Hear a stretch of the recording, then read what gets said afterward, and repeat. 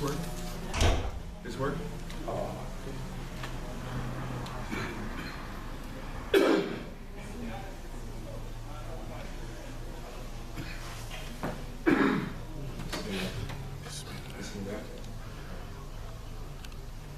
My respected elders, Muslims, believers, Assalamu alaikum wa rahmatullahi wa barakatuh.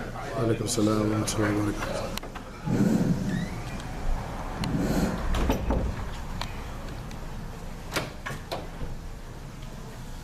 Allahu Akbar, Allahu Akbar.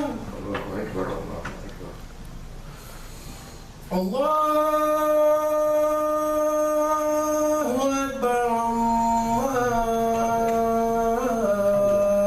Allahu Akbar, Allahu Akbar. Ashhadu an la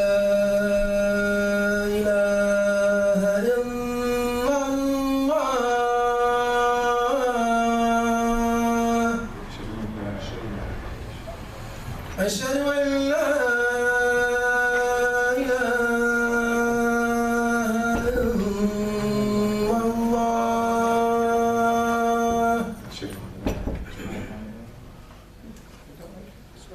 أشهد أن محمدا رسول الله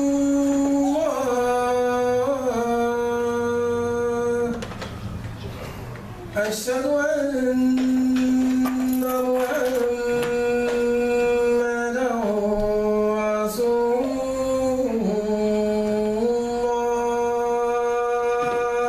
أشهد أن محمدا رسول الله. حي على الصلاة حي على الصلاة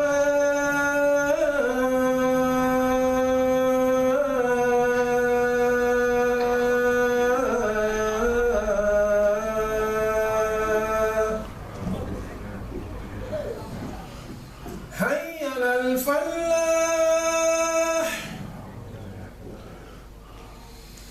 حي على الفلاح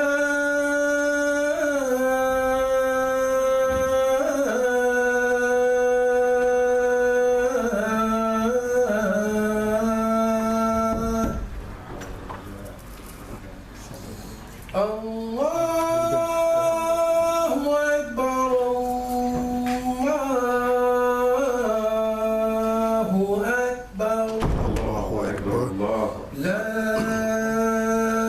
إله إلا الله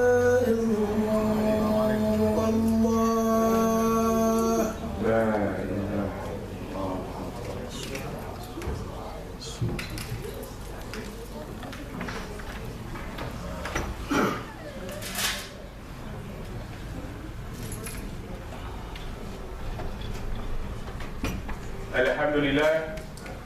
الحمد لله رب العالمين نستعينه ونستغفره أحمده واستهديه وأؤمن به جل وألا ولا أكفره ونشهد أن لا إله إلا الله وحده لا شريك له وأشهد أن محمدا عبده ورسوله صلى الله عليه وسلم.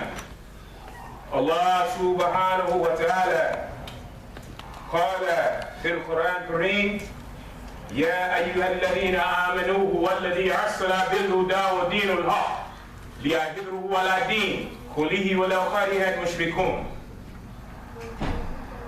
Allah Ta'ala goes on to say in His Quran يا أيها الناس اتقوا ربكم الذي خلقكم من نفس واحدة وخلق منها زوجها وبثها منهم رجالا كثيرا ونساء واتقوا الله الذي تصلون به والأرحام إن الله كان عليكم رقيبا. يا أيها الذين آمنوا واتقوا الله حق تقاته ولا تموتون إلا وأنتم مسلمون. Dear beloved Muslims, Allah Ta'ala, all praises are due to Him. We believe in Him and do not disbelieve in Him.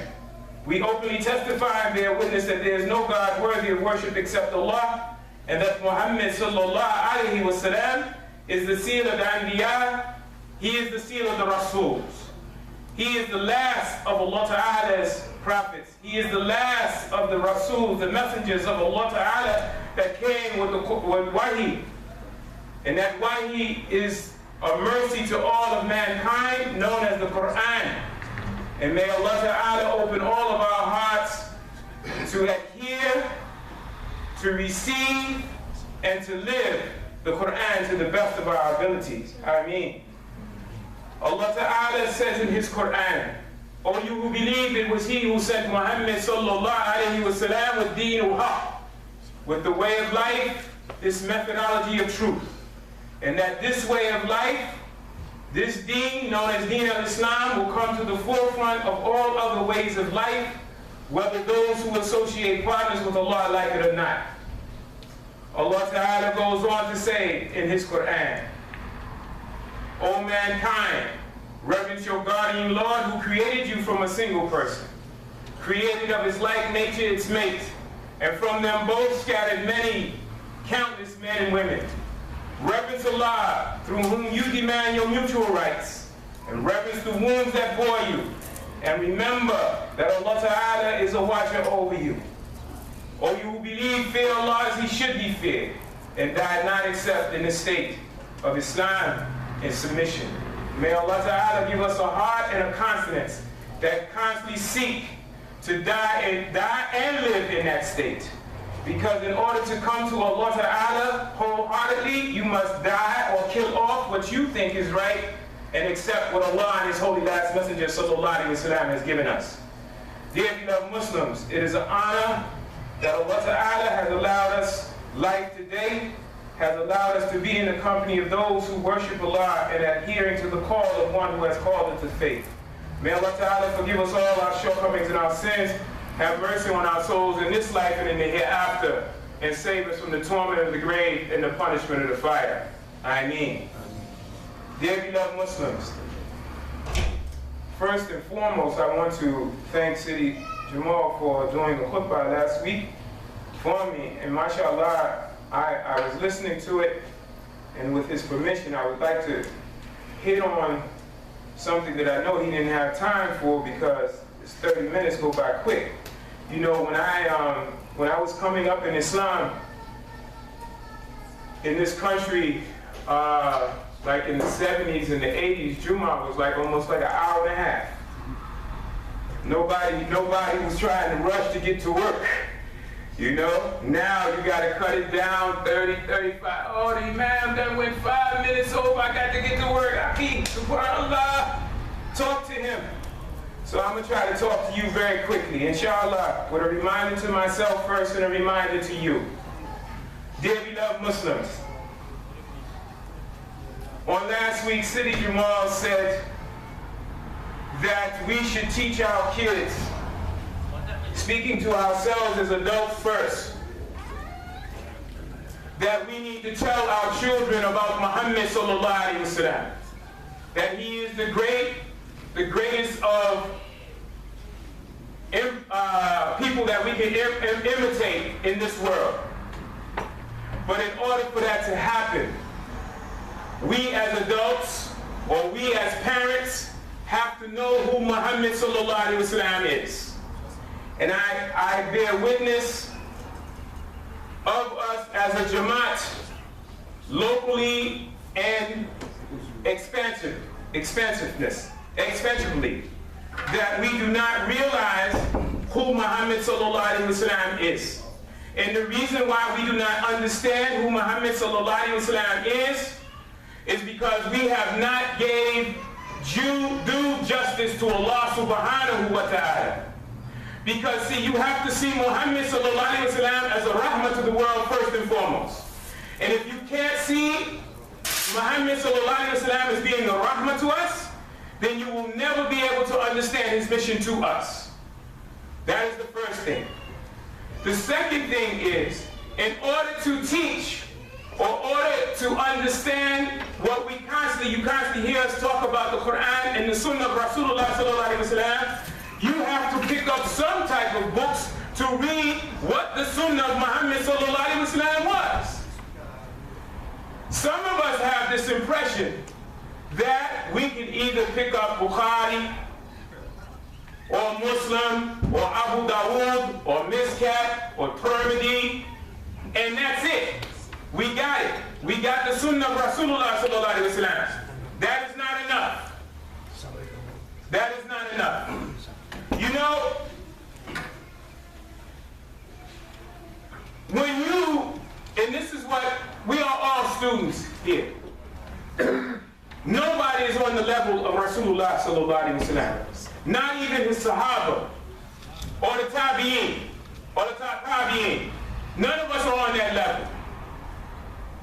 But I say to you that one of the things that we have to realize when we are reading things about the Prophet sallallahu alaihi wasallam, we have to at least have enough aql, enough intellect to see whether this, what we are reading, is in the creed of our aqidah. Is it in line with Quran? If we can get that much, then we may be pretty safe. Because hadiths are rated. You have hadiths that have one transmitter, one transmitter, and then you have multiple transmitters or people that related the hadith that is called mutawatir. Mutawatir would be one more so in my humble understanding of it, is that mutawatir hadith are more stronger because you have more people in the chain that is saying what the Holy Last Messenger sallallahu alaihi wasallam is reported to have said. So in that category, we have hadith Qudsi, which is hadith revealed by Allah Ta'ala to Muhammad sallallahu alaihi wasallam. But he gave the Prophet sallallahu alaihi wasallam the permission to speak in it in a more of a colloquial type of language where the people could understand. But it is revealed by Allah Ta'ala. And when I was coming up, when we got, you know, like when you buy a book, and it's a book that's been out for a while, it says a revised edition, you know, or edition number 3, number 4, number 1, whatever. Right? So the first volume that I got of Hadith Qudsi, when you read it, it would start off the hadith by saying, it is reported that Muhammad sallallahu alaihi wasallam said that Allah said. Right? So we would know that this is Hadith Qudsi. Over the years, infiltration has come into Islam, and now you will pick up Hadith Qudsi, and it will say that it's reported by Abu Hurairah that Muhammad sallallahu alaihi wasallam said that Allah said. And now you would find other transmissions of that. But Hadith Qudsi is the highest of Hadith, and it's next to the Quran. Then you have Sahih Hadith. Those Hadith that are sound, with very little ambiguity in them, and you can find them pretty much most of the Sahaba and the Tabi'in agreed upon. And the Ahlul Bayt, or the family of the Prophet sallallahu alaihi wasallam. And may Allah have mercy on the family of the Prophet sallallahu alaihi wasallam. Then you have what you call Hasan Hadith, good Hadiths. And because they are related or transmitted as being Hasan, is because sometimes maybe someone in the transmission of that, in the chain of transmissions of that, his character was a little out of sorts. Brother might have been taking a little wine after Isha or something, so you know, he might have just said he heard it, but he didn't hear it. And then you have Da'if, or weak Hadith. For me, coming up as a student, somebody said, well, you know, this is a Hadith of Rasulullah sallallahu alaihi wasallam, this is Da'if. I said, well, if it's weak, then that means the Prophet sallallahu alaihi wasallam didn't say it, possibly. So why am I going to harp on the weak Hadith? I say all of this to say, dear beloved Muslims, is that in order for us to find out what the Sunnah of Rasulullah sallallahu alaihi wasallam is, the first resource that we have is the Quran. That is the first resource that we have. So that means we have to get in the habit of picking up the Quran in order to find out why Aisha radiallahu anha said that Muhammad sallallahu alaihi wasallam was the Quran walking. So that means in that hadith that the Prophet sallallahu alaihi wasallam implemented what he got. this is where me and you are. We are trying our best to implement not what Allah Ta'ala said, we're trying to implement the example of Rasulullah sallallahu alaihi wasallam, peace and blessings of Allah be upon him, because some of us can't even understand what Allah is talking about, because that's why we don't pick up the book. We are afraid of the book because the book condemns you. The book will either magnify you in your efforts to please Allah Azza wa Jal, or the book will condemn you in your self-righteousness or your arrogance to make you think you know what you don't know.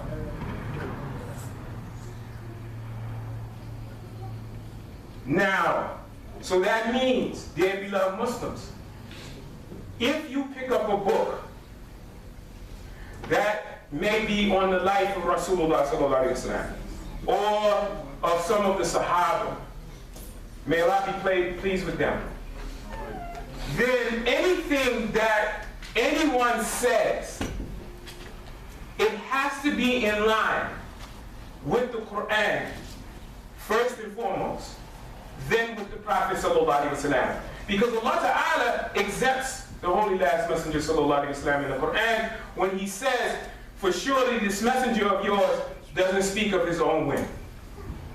But you see, we have to get to a point where we want the Quran, and that we're going to live and be judged by the Quran. You see, because Allah Ta'ala says, die not except in the state of Islam, or actually it's Muslim, in a state of submission. But how can you submit in death when you don't submit in life? I don't know, just a question. Now, let me give you some examples. It is narrated by Abu Ansari, radiallahu anhu, that the Messenger of Allah sallallahu alaihi wasallam said, listen to this, dear beloved Muslims, because this is how serious this deen is, this is how serious this book is. The Prophet sallallahu alaihi wasallam said that when Surah Al-Fatiha, Ayatul Kursi, Shahirullah, Allahumma Malikul Mulk were revealed, those four things, Surah Al-Fatiha, Ayatul Kursi, Shahirullah, and Allahumma Malikul Mulk were revealed. They clung to the Ashra of Allah Ta'ala. The words clung to Allah Ta'ala's throne. And then they asked Allah Ta'ala, Ya Allah, are you going to reveal us to such a people who are full of sins? SubhanAllah. Allah Ta'ala says, by my oath of my grandeur and my magnificence,